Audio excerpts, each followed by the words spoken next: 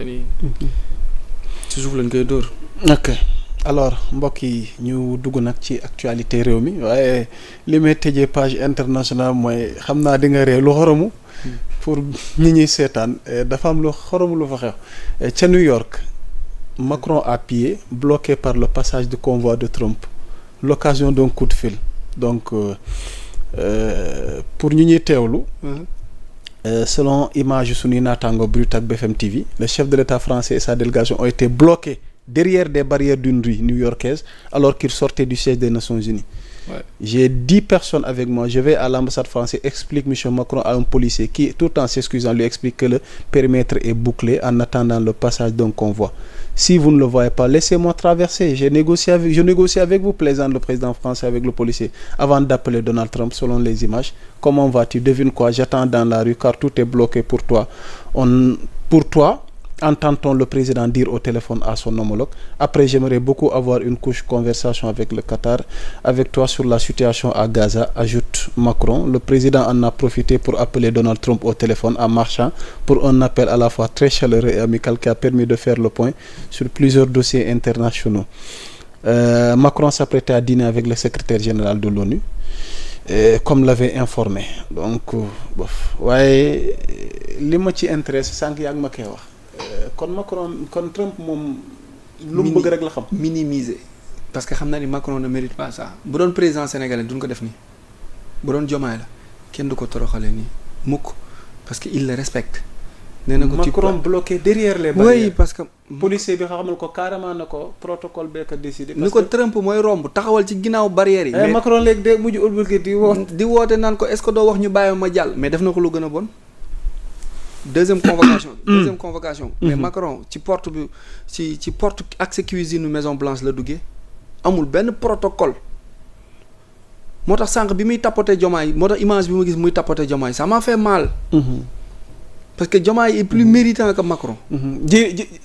Djily Mbaye maa ngi lay ziar merci beaucoup gis nga de. gisuma woon sax Ayoba blogueur sunu. naataango taskatu xibaar bind na ci je suis loin de vous couper la parole parce que moom it dafay expliquer que lundi soir le président français Emmanuel Macron a été bloqué par la police new-yorkaise ca lañ toll moom Arona moom lay expliquer noonu ma bàyyi la nga yeggalee. def na ko par rapport à cette actualité di la bëgg lu wér Djily Mbaye. def na ko pire. deuxième kon lii duggulet. non mais Macron il est torturé il a été manqué de respect Macron sotti nañ ko. pour nga ne farine. mbéj nañ ko fi jabar ji. non pour kaw Trump bi nga ne fan la jaar. deuxième kii bi. waaw deuxième rencontre bi. waaw bu fekkoon tuuti mën na génnee élément bi mu génnee Macron à la Maison Blanche mu xool porte bi mu jaar ak chaise bi mu ko tegal porte cuisine la jaar. accès bi cuisinier yi duggee fa lañ ko awale. amul benn protocole Trump xaarloo ko ci couloir yi mu toog ci chaise yi nii. moom ñoom Bernard Layène. les images sont là il les respecte pas parce que xam na ne ñoom doxewuñu dëgg même la France ne respecte pas Macron même la France ne veut pas Macron il organise des marches pour que mu démissionne kooku dina changer protocole Donald Trump bu nga xamante ni quand les Américains disent oui keneen ku ko dagg bu doon président Diomaye la dañ koy informer ci biir Maison Blanche ci biir ONU lan koy informer ni ko président xaaral tuuti bul génn mais moom kenn lijjantiwu ko parce que li xew Gaza xew Libye xew Mali xew Europe xew Ukraine yépp moom la lépp moom la moo tax il sera traduit et jugé par la Cour pénale internationale après la fin de son mandat. Kan Macron, Obama, Bush, Clinton, femmes et hommes. Netanyahu, ñoom ñëpp ils seront traduits en justice. Et jugés. mais kaw Macron bi nga ci tudd ma jaaxal. ñoom ñëpp ils seront traduits et jugés. Beaucoup de chefs d'État, y compris Maduro bu Venezuela, tous ils seront jugés. Parce que ci narcotrafic bi ci trafiquant ak ci trafic illicite.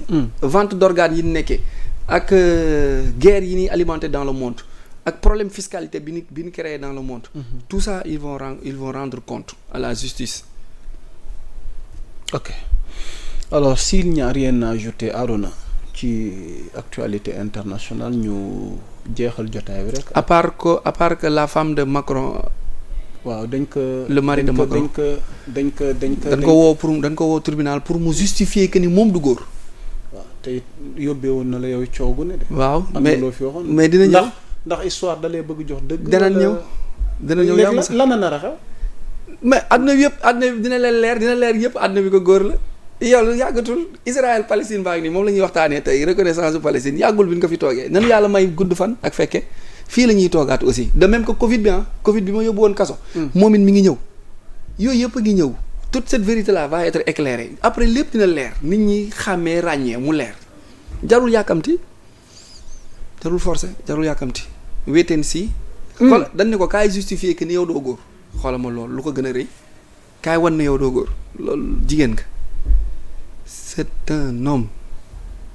ok y a pire que ça. waaw. ok kon mbokk yi beneen ñaan bi may ñaan maa ngi koy ñaan Bamba Cissé ministre de l'intérieur. parce que maa ngi bëggoon dugg ci sujet am sax. ah d'accord li mu tàmbali. d'accord waaye ma bàyyi la ak ñaan gi bu fekkee ça va dans le même sens que sama question bi. waaw parce que gis nañu question bi ñu tëjaale allez-y. comme tëj nañ page internationale mbokk yi waxtaan wi dee wéy léegi ñoo ci actualité nationale danoo gis yow da nga yàgg bëgg Dakar clean Sénégal clean un esprit sain dans un corps sain mais environnement bi tamit dafa war a dëppoog li nga xamante ni moom mooy bëgg-bëgg réew mi ci développement ndax da ngay dem bitim réew seen mbedd di set lenn lu ne war a ne fa mu war a nekk mais bizarrement Sénégal voie bi da ngay gis désordre bi étranger yi terewuñu ñu dugg suñu dëkk ndax it libre circulation des personnes et des biens mais mendicité publiquement à outrance Bamba Cissé wuutu fii Jean-Baptiste waaye xaarul sax dafa attaqué pour rétablir l'ordre ci mbeddu Dakar ak Sénégal ban décryptage lañ ci mën a def ci déguerpissement yooyu nga xamante ni vraiment tàmbali na ko. wareef la lu war la te xaw naa yéex sax parce que bu ñu xoolee mendiants yi ak yalwaankat yi jóge ci yeneen dëkk yi ak ñi nga xamante ni dañuy def exode bi ñëw clandestinement ni ñuy tëddee ni ñuy dëkkee loolu promiscuité boobu noonu du indi wér-gu-yaram du indi sécurité du indi jàmm te loolu day yokk niveau de pauvreté bi aussi day gën a sonal réew mi da koy diisal donc yooyu ay góom la yu nga xamante ni dañ leen war a teel a dindi teel leen nettoyer jéem a xool aussi naka la ñuy def mu taxaw ci mu doon mission am bu njëkk aussi bi mu njëkk a def wàcc sur le terrain parce que mooy ministre de l'intérieur moo yor lépp luy nekk ci biir réew mi donc lépp luy dox ci biir réew mi aussi am na ci bët am na ciy gët aussi ñu ko ciy féliciter di ko ci encourager xamante ni lu ko war la parce que Dakar doit donner aussi une autre image waaw Dakar boo turam dafa yegg fu sori donc war na am image bu gën a taaru surtout que Dakar métropole bu bees bi ñuy waxtaane peut-être que fii ak 2050 quartier flottant yu bari yu mel ni ay Wakhinane Nimzatt ak ay yenn quartier Grand Médine yeeg yenn quartier Diamaguène Thiaroye Gare yeeg yooyu ñu mën leen a effacer yëkkati leen tracé waat leen viabiliser léegi àdduna weesu na jël fiilu courant yeeg fiilu téléphone yeeg fiilu réseau yeeg fiilu internet yeeg xëcc laate am na ko ñu xam boo fa demee boo sànnee boo tullee bal du yéeg ndax ay fii la koy wàccee mu mel ni mbaar fiil yëpp ci suuf la ñuy nekk léegi ndox yeeg courant beeg gaz beeg électricité beeg Sonatel beeg wifi bi lépp ci suuf la war di daw nit ñi nekk dëkk ci ay quartiers yi yaatu quartiers yi féex ñu am espace fu nit ñi toog moo tax bi Covid bi ñëwee ñu bari jëlee fa dépression